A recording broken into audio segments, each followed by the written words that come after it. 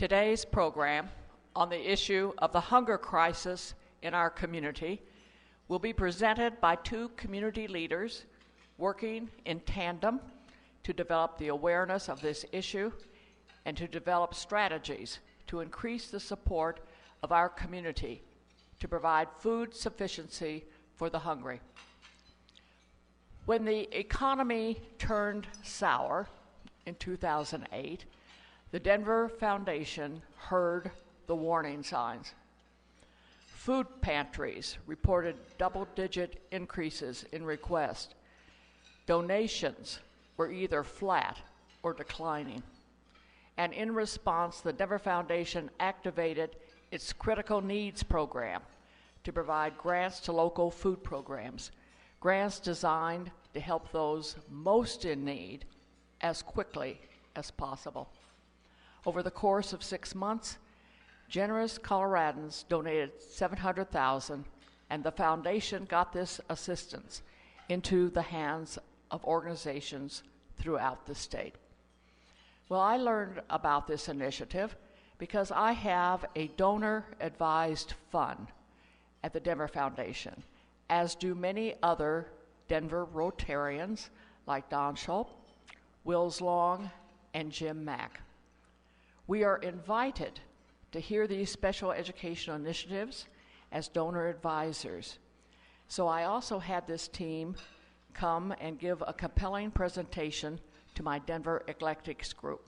And I thought Denver Rotary should have this opportunity because we, as Rotarians, are real community activists working to improve the lives of children, educational opportunities, and international students. Jeff Hirota is the Vice President of Programs for the Denver Foundation. He's had a distinguished career in television, focusing on the interplay of media and social justice. And Kevin Seggleke, President and CEO of the Food Bank of the Rockies. He's had a long career in the food industry and is a graduate of Cornell University Executive Leadership Program and Food Industry Executive Program, and he is also one of a Denver Rotarian. I think you're going to agree with me that all of us, and we are each of us, involved not only in Denver Rotary, whose mantra is service above self. We are energized by these other community leaders who work alongside us.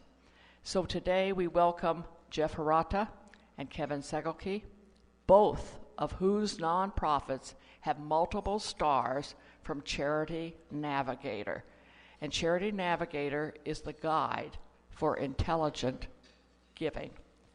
So I think at this time, would you join me in welcoming Jeff Hirota of the Denver Foundation and Kevin Seggleke of the Food Bank of the Rockies to speak.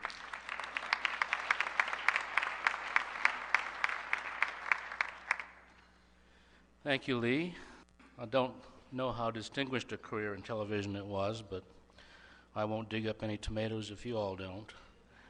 I wanted to say just how much of an honor it is to address the Denver Rotary today and its tradition of community service and public service, which I think is an example to many.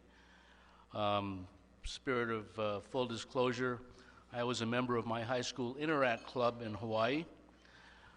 It didn't get me as many dates as I might have wished, but it was a rewarding social experience.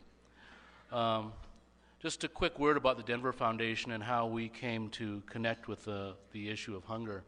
We're really a nonprofit organization. We've been around since 1925 in Denver. And we have three basic roles, and they kind of came together. We steward a community endowment, which is made up of contributions of thousands of individuals, like people like you, over the past 85 years, and then we distribute the earnings throughout Metro Denver through grants. That's probably how many of you know us. We've supported Denver Kids for many years, an organization started right here. The second role, we manage more than 800 charitable funds on behalf of individuals and families and businesses who also make grants throughout Denver and through the U.S. and through U.S.-based nonprofits internationally.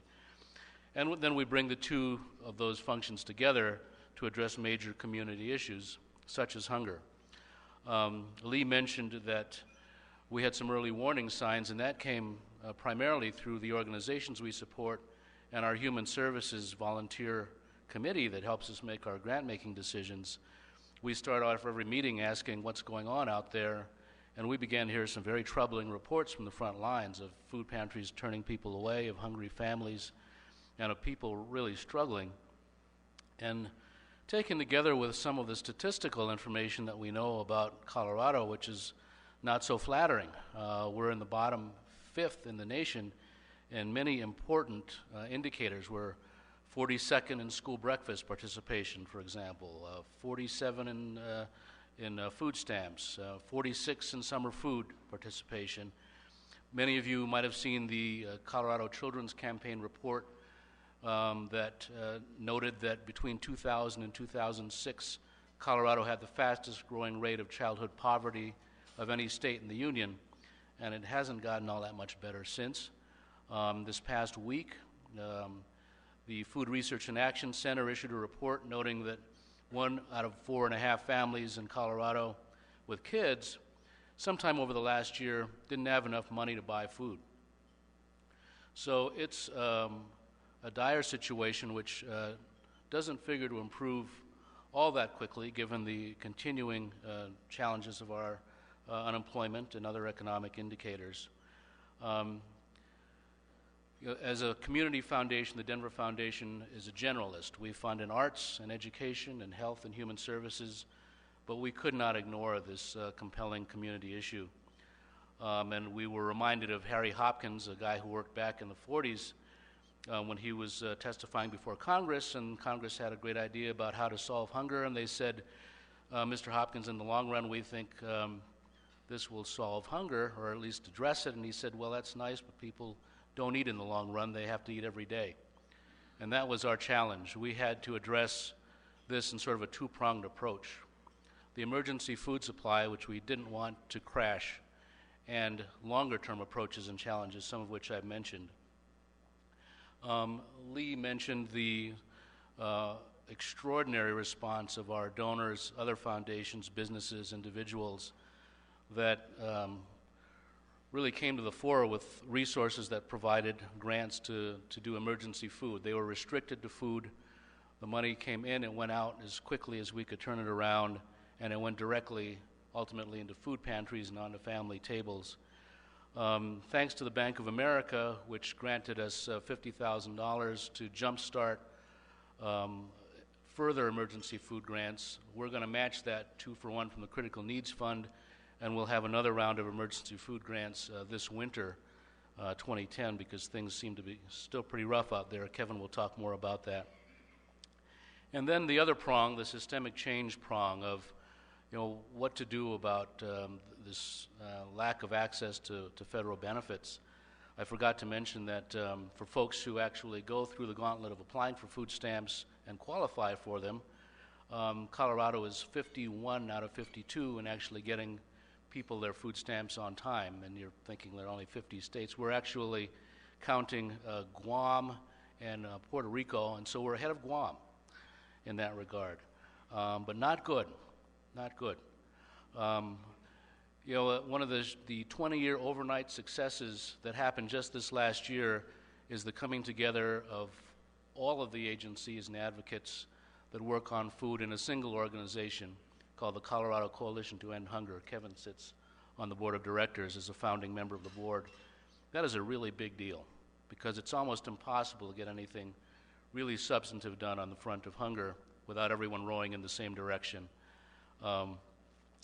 We are really thrilled and supportive of that organization, and it's connected directly to some systemic efforts such as Governor Ritter's recent executive order to end childhood hunger, upcoming legislation sponsored by Representative Ken Summers, and other ongoing efforts. If you're asking what you can do, rather than wringing your hands, which I tend to do,